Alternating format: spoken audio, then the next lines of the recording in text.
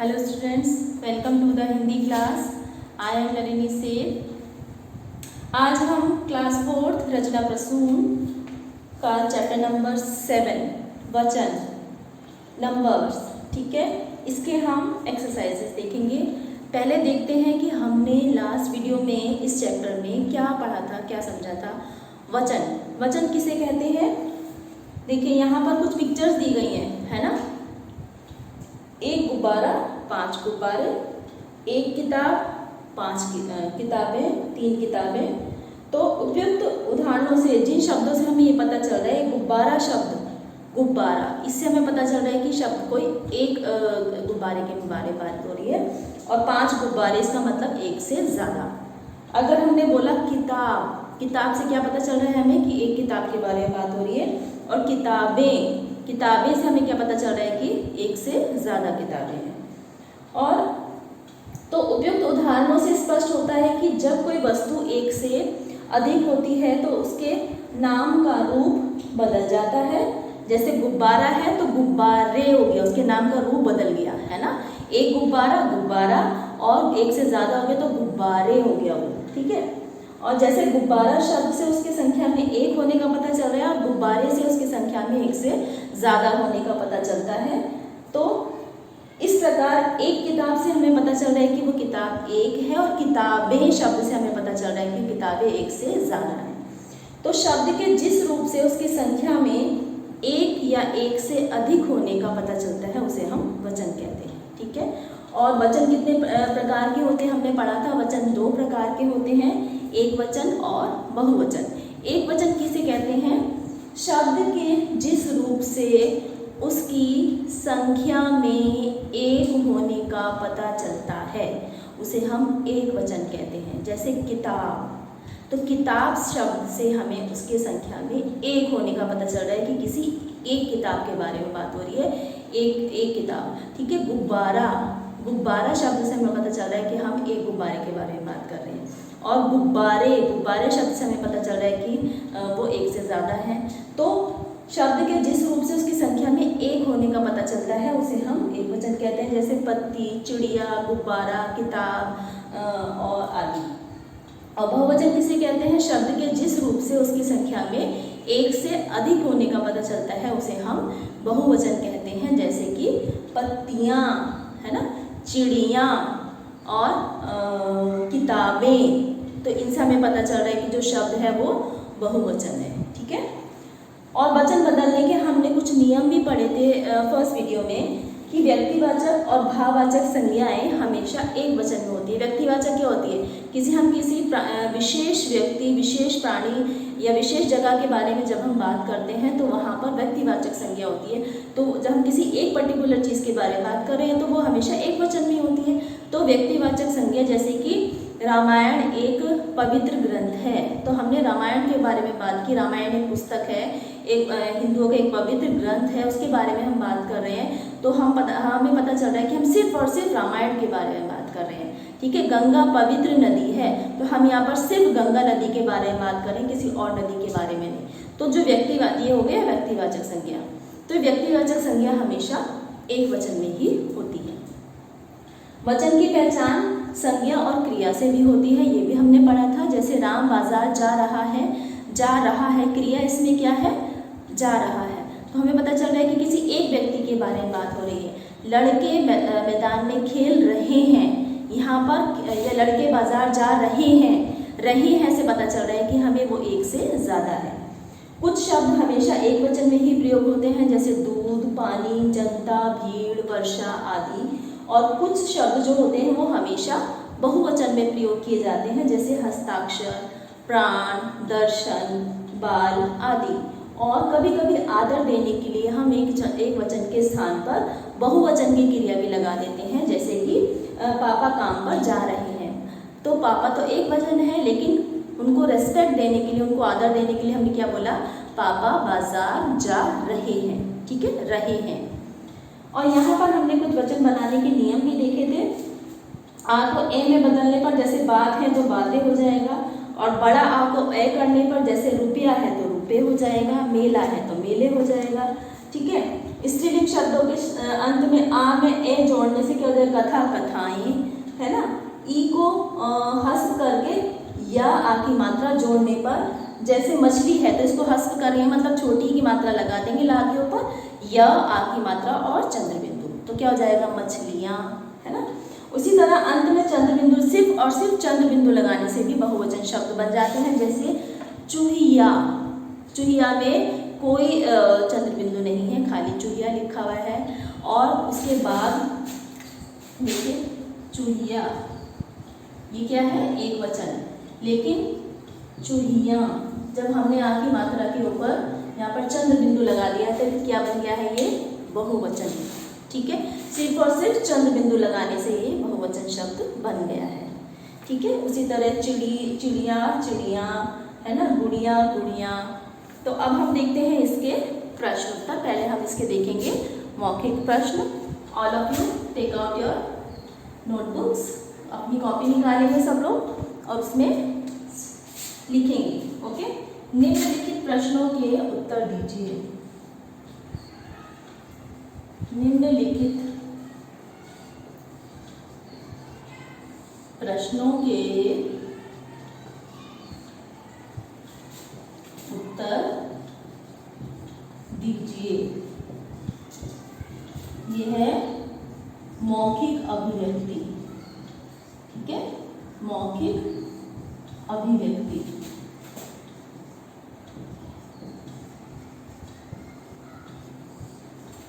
तो question number 1 है, वचन किसे कहते हैं। You have to note down in your notebooks, everyone. Take out your notebooks and note down in your copies. वचन किसे कहते हैं। अभी हमने पढ़ा था वचन किसे कहते हैं, शब्द के जिस रूप से, शब्द के जिस रूप से, शब्द के जिस रूप से उसके संख्या में, उसके संख्या में मतलब उसके नंबर्स में एक या एक से एक या एक से अधिक होने का, एक या एक से अधिक होने का बोध होता है,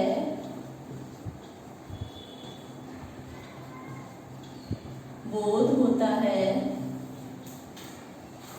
उसे वचन कहते हैं, उसे वचन कहते हैं।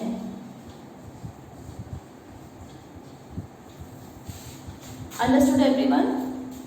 शब्द के जिस रूप से उसके संख्या में एक या एक से अधिक होने का बोध होता है, उसे वचन कहते हैं। नंबर्स जिससे हमें पता चले कि शब्द एक है या एक से ज़्यादा है तो उसे हम वचन कहते हैं। सेकंड है एक से अधिक, एक से अधिक वस्तुओं का बोध कराने वाले, वस्तुओं का बोध कराने वाले वचन को क्या कहते हैं, वचन को क्या कहते हैं।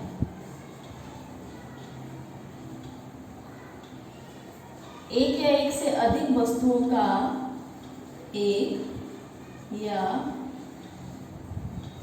एक से अधिक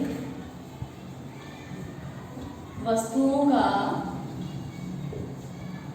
एक से अधिक वस्तुओं का बोध कराने वाले वचन को क्या कहते हैं, जिनसे हमें ये पता चलता है कि एक से ज्यादा कराने वाले वचन को क्या कहते हैं? बहुवचन कहते हैं। बहुवचन कहते हैं। ठीक है।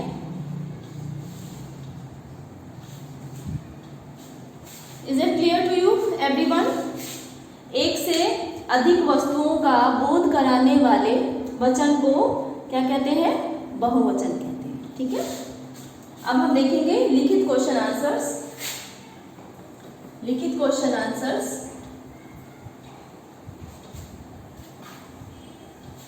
उसका भी क्वेश्चन नंबर 1 है, वचन की परिभाषा लिखिए। वचन की परिभाषा लिखिए। लिखित प्रश्न। ठीक है। लिखित प्रश्न। फर्स्ट है, वचन की परिभाषा लिखिए। वचन की परिभाषा लिखिए। तो हमने यहाँ पे अभी पढ़ा था, शब्द के जिस रूप से उसके संख्या में, शब्द के जिस रूप से, शब्द के जिस रूप से उसके संख्या में, उसके संख्या में एक या एक से अधिक, एक या एक से अधिक होने का बोध होता है, बोध होता है, उसे वचन कहते हैं। ठीक है। उसे वचन कहते हैं। शब्द के जिस रूप से उसके संख्या में एक या एक से अधिक होने का बोध होता है, उसे वचन कहते हैं। ठीक है। सेकंड क्वेश्चन है, वचन कितने प्रकार के होते हैं? नाम लिखिए। वचन कितने प्रकार के होते हैं?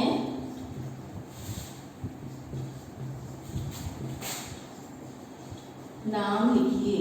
वचन कितने प्रकार के होते हैं? नाम लिखिए। ठीक है। कितने पढ़े थे हमने? वचन 2 प्रकार के होते हैं। वचन 2 प्रकार के होते हैं। वचन 2 प्रकार के होते हैं। फर्स्ट है एक वचन और सेकेंड बहुवचन।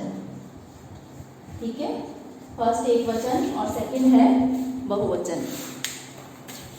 अब देखते हैं, दिए गए उदाहरणों को देखिए और समान प्रकार के कुछ और बहुवचन शब्द बनाइए।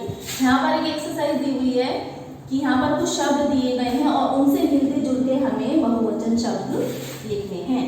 ठीक है। कुछ और बहुवचन शब्द लिखिए। कुछ और बहुवचन शब्द लिखिए।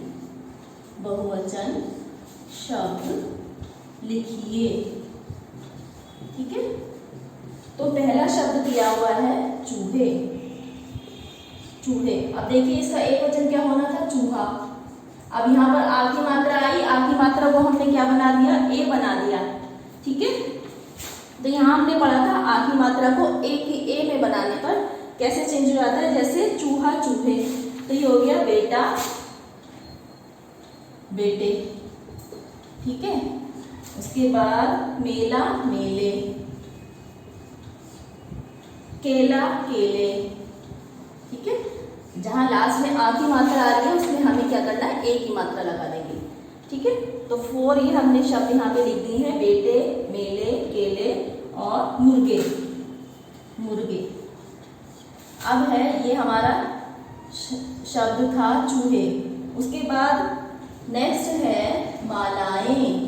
अब इसके भी मिलते जुलते हमें शब्द यहाँ पर लिखने हैं। मालाएं, मालाएं से मिलते जुलते शब्द जैसे माला, इसका क्या था एक वचन माला। जब बड़ा आ की मात्रा आ रही थी ना इसमें, तो हमने क्या किया था, ए और चंद्र बिंदु लगाने पर वो चेंज हो जाता है। जैसे कथा कथाएं, माला मालाएं था, कथा कथाएं।